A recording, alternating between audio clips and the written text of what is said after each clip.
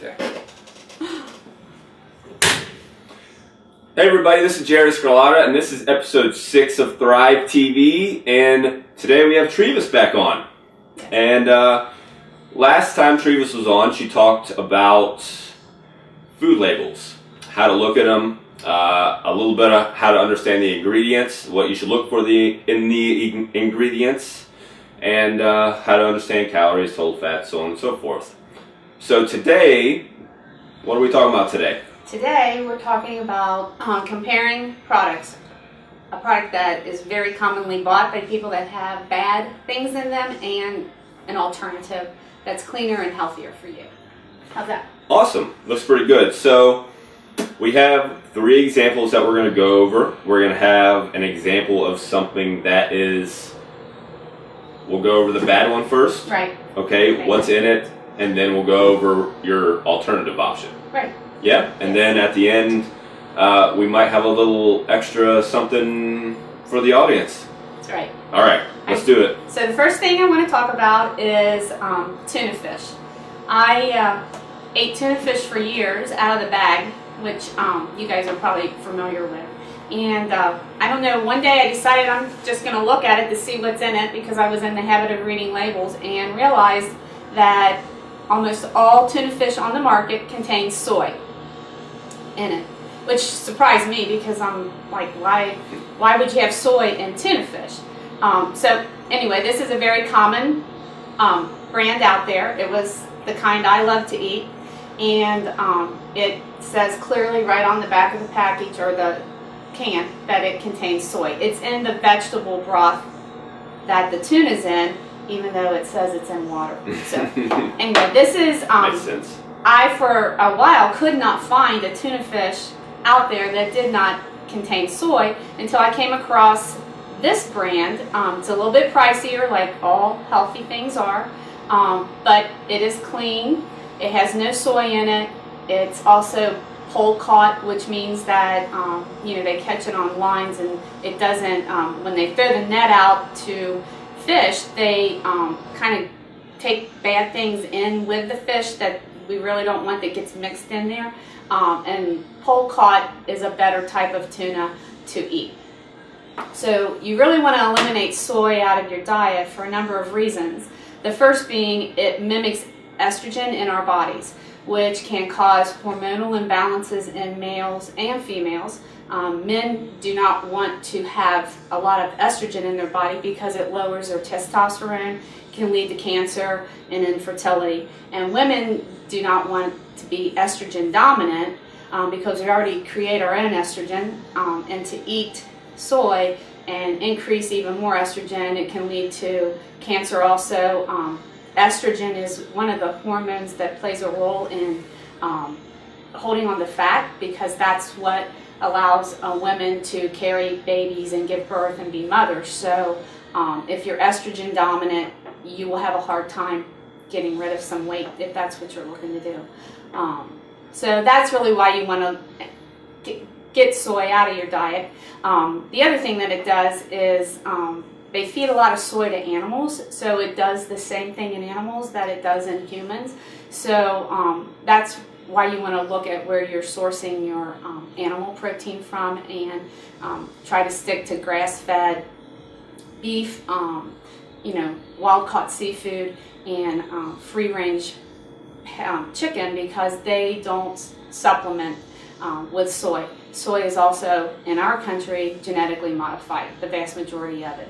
Now, people want to present the argument that Asians eat a lot of soy and they don't have the issues that we have here in the United States with that.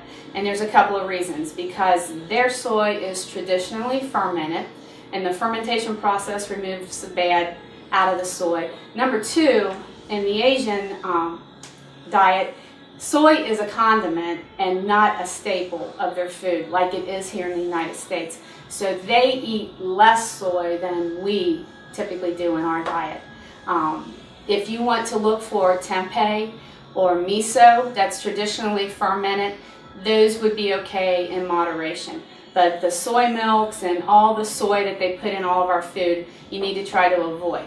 Now, you have to be careful because you'll recognize soy on a label, But there's a couple of other terms they use to kind of hide soy, which is texturized vegetable protein or hydrolyzed vegetable protein. That means soy. So if you see that on a label, you don't want to buy it. Good stuff. Yeah. What was the brand of that? The one that you recommend buying? Sustainable Seas. They make, it's kind of hidden on the shelving. So they also make an Albacore tuna, also that's in a blue can. There is another brand out there, and I saw it briefly in the grocery store, and it's called Cento. And it's an Italian brand of tuna fish that's in olive oil, and that didn't have any soy in it, but now I can't find that anymore. So I'm not sure why they took that off the market, but you can readily find this out there. All right, and for those of you who are curious, we will go over down the road the difference between wild caught and free range and grass fed and natural meats and such. I know we talked about before natural on food labels, but there's a difference when you're talking about meats and what they mean by natural and grass fed and whenever you see it on a package in a grocery store. So we'll talk about that down the road. So good stuff with the tuna. Next, very common thing I may ask about is pasta sauce. Everybody uses this for a number of different recipes. So when you look at pasta sauce, there's two things that you want to check for, which is sugar and a seed oil. And in most all marinara sauces or any ragu, prego, any of those, they typically contain added sugar and canola oil, vegetable oil, safflower oil, cottonseed oil. You want to avoid that in your food. Number one, because seed oils are high in omega-6s, which are inflammatory, and we get in abundance. In abundance, you need a certain amount of omega-6s, but you don't want your fatty acid ratio in your body to be omega-6 high and omega-3 low. Omega-3 is what you get from eating fish or taking fish oil supplements. It's harder to get omega-3 into your diet as opposed to omega-6s, which come from all of the industrial oils in our diet. So you want to look for, this brand has just recently come out. It's a little bit pricier, like I said, but I'll buy it when it's on sale. There's absolutely no sugar in this, and there's only olive oil, none of the bad seed oils, which over in here I think that we have sugar like as the fourth ingredient, and then it's got canola oil in it. Most of them do. So this is a much cleaner brand, but like I said, it's a little bit pricier. So there is, this brand here has 10 grams of sugar in each serving. So like I said last week, when you're looking at products, you want your sugar grams to be as close to 0 as possible, and that's pretty hard to find in marinara sauces and spaghetti sauce. So, you can look. There is one other brand out there that's called Muir Glen, which is organic, and that's M-U-I-R Glen. And the sugar in there is 5 or less, most of their products. So if you want somewhere in between these two, you can look for that one. But this is the best, and this is the one I would grab when it's on sale and just stock up on it, and it's really good. Did you? Nice. Did you say the name of that one? This is Common Good is the name. It's Paul Newman's brand. Okay. It's just come out recently. All right. Okay. Good stuff. Yeah, like you said, we talked a little bit about last time we went over oils and why they're bad, and then how to look for sugars in your ingredients as well. All right, awesome. Now, maybe a little treat. On to the most common question I get is about salad dressing. Because people are like, what salad dressings should I eat? So I went out there, I picked this one up because it looks healthy to me. It's Ken's Light Options. It says olive oil and vinegar. That sounded good, 50 calories per serving. And then I see provides 10 milligrams of omega-3s. And like I said, it's hard to get omega-3s into your diet unless you're eating a lot of fish. So I'm like, well, that looks pretty good. Well, then when you look at the ingredient listing, last week we talked about the first 3 ingredients, or what the majority of the item is made of. We have water, vinegar, and vegetable oil. Vegetable oil, once again, is man-made seed oil, and they go on, it has soybean and or canola oil, more sugar. And I was like, wow. And then it even goes down here and it says that it has omega-3 fish oil and fresh something fish, contains tilapia, which I thought was interesting, and anchovies. And I was like, oh, okay. That's where the 10 milligrams of omega-3 comes from. But when you read it, it says it's less than 2% of the whole thing is the omega-3. So I was like, that's how they market things to people. Yeah. And that vegetable oil in there, what's that typically, as far as the ratio of omega-3 to omega-6? Does it have more omega-6 in it? Oh, vegetable oil is definitely high in omega-6. So really it's, so the balance is just... is off. Mm-hmm. It's off. It's majorly off because your vegetable oil is your 3rd ingredient, and your omega-3s and all the fish they put in here is less than 2% of the whole item.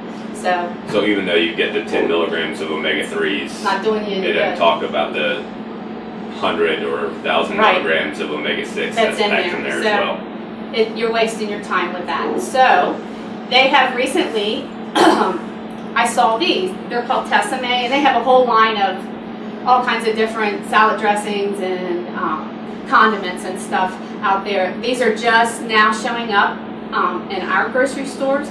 You can go order them online. Not every one of these is clean when you're looking at it, but this one here, that's the lemon garlic, is perfectly fine to eat. The only thing in it is olive oil, lemon juice, and then organic garlic and vinegar, mustard. So this is a really good salad dressing if you're into buying store-bought salad dressings that I would recommend to people. But it's much easier just to make your own. So I brought, this is really super simple, and you can go buy yourself one of these handy-dandy little salad dressing measurers. I like it because I don't need any measuring cups to mix my olive oil and my vinegar together because it's right here on the side. If you don't want to go, you can get these anywhere, but you can also use a mason jar. Anything you got a lid on that you can store it in. So what you want to do is you want to take cold pressed extra virgin olive oil, and that's 3/4 of a cup, and you can just measure it here on the side. Pour in. I'm going to use this for meal prep this week. Go ahead and mix it up. We're going to mix it up. No big deal. This didn't go into waste. No, it's not. And then 1/4 of a cup of white wine vinegar. You want to pour in. Oh, this is new. Look at that. How about that? Brand new.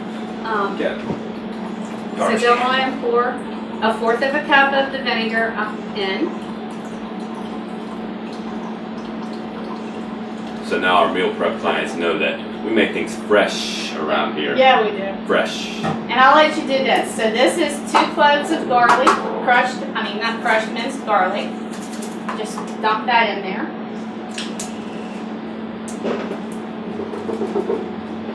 I don't want to put the plastic part in there, right? No, you don't. Just the garlic. Just the garlic.